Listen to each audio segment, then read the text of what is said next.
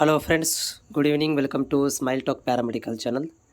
Friends, GNM nursing board ವತಿಯಿಂದ ಮತ್ತು paramedical board ವತಿಯಿಂದ ಎಲ್ಲ ಕಾಲೇಜುಗಳಿಗೆ ರಿಜಿಸ್ಟರ್ ನಂಬರ್ ಬಂದಿದ್ದಾವೆ ಅಂತ ಅಂದ್ಕೊಂಡಿದ್ದೀನಿ. ಯಾಕಂದರೆ ನಾನು ಕಾಲೇಜುಗಳಿಗೆ ಕೇಳಿ ನೋಡಿದಾಗ, ಸ್ಪೆಷಲಿ ಪ್ರೈವೇಟ್ ಕಾಲೇಜುಗಳಲ್ಲಿ ಕೇಳಿ ನೋಡಿದಾಗ ರಿಜಿಸ್ಟ್ರೇಷನ್ ನಂಬರ್ ಒಂದಷ್ಟು ಕಾಲೇಜುಗಳಲ್ಲಿ ಬಂದಿದೆ.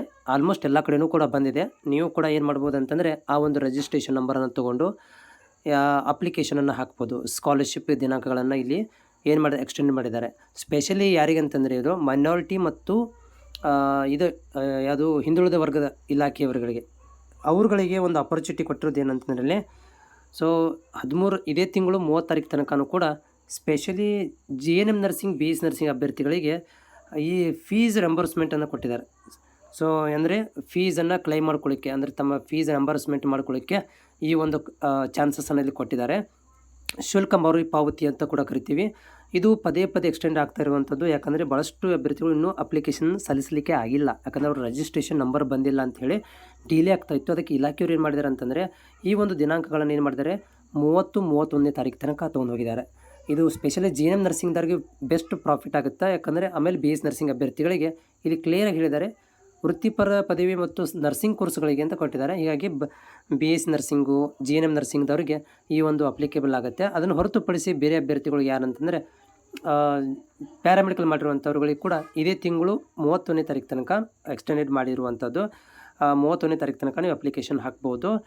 ಸ್ಪೆಷಲಿ ಹಿಂದುಳಿದ ಕಲ್ಯಾಣ ವರ್ಗದ ಇಲಾಖೆ ಇರ್ಬೋದು, ಪರಿಶಿಷ್ಟ ಜಾತಿ ಪರಿಶಿಷ್ಟ ಪಂಗಡದವರು ಕೂಡ 25ನೇ ತಾರೀಕಿಗೆ ಕೊನೆ ದಿನಾಂಕ ಇದೆ. ಆಮೇಲೆ ಇವರು ಪ್ಯಾರಾಮೆಡಿಕಲ್ ಅಭ್ಯರ್ಥಿಗಳು ಕೂಡ ಇಲ್ಲಿ ಅಪ್ಲಿಕೇಶನ್ ಹಾಕೋದು. ಮತ್ತು ಸೋಷಿಯಲ್ ವೆಲ್ಫೇರಿಂದ ಕೂಡ 30ನೇ ತಾರೀಕು ಕೊನೆ ದಿನಾಂಕವನ್ನು ಕೊಟ್ಟಿದ್ದಾರೆ. ಅಭ್ಯರ್ಥಿಗಳು ಇದು ಒಂದು ಪ್ರಾಫಿಟನ್ನು ತೊಗೋಬೋದು. ಯಾಕಂತಂದರೆ ರಿಜಿಸ್ಟ್ರೇಷನ್ ನಂಬರ್ ಬಂದಿಲ್ಲ ಅಂಥೇಳಿ ತುಂಬ ಕಷ್ಟಪಡ್ತಾಯಿದ್ದ ಅಭ್ಯರ್ಥಿಗಳಿಗೆ ಈ ದಿನಾಂಕಗಳನ್ನು ಎಕ್ಸ್ಟೆಂಡ್ ಮಾಡಿ ನಿಮಗೆ ಹೆಲ್ಪ್ಫುಲ್ ಆಗುವಂತೆ ಮಾಡಿದ್ದಾರೆ. ಯಾರೆಲ್ಲ ಅಪ್ಲಿಕೇಶನ್ ಹಾಕಿಲ್ಲ ಅವರೆಲ್ಲ ಹೋಗಿ ಅಪ್ಲಿಕೇಶನನ್ನು ಹಾಕಿ.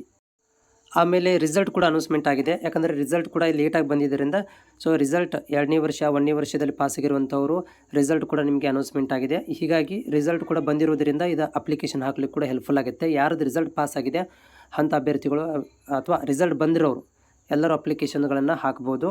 ಸ್ಪೆಷಲಿ ಇದು GNM ನರ್ಸಿಂಗಿಗೆ ತುಂಬ ಶುಲ್ಕ ಮರುಪಾವತಿ ಅಡ್ವಾಂಟೇಜಸ್ ಆಗುತ್ತೆ. ಪ್ಯಾರಾಮೆಡಿಕಲ್ದವರಿಗೆ ಇನ್ನೂ ಹಣ ಬರೋದರಲ್ಲೇ ಇದೆ. ಯಾಕಂದರೆ ಅವ್ರಿಗೆ ಇನ್ನೂರಿಗೆ ಈ ವರ್ಷ ಯಾಕೋ ಪ್ರಾಬ್ಲಮ್ ಆಗಿದೆ. ಏನಾಗ್ತಾಯಿಲ್ಲ ಅಂದರೆ ಸ್ಕಾಲರ್ಶಿಪ್ ಸರಿಯಾಗಿ ಬರ್ತಾಯಿಲ್ಲ.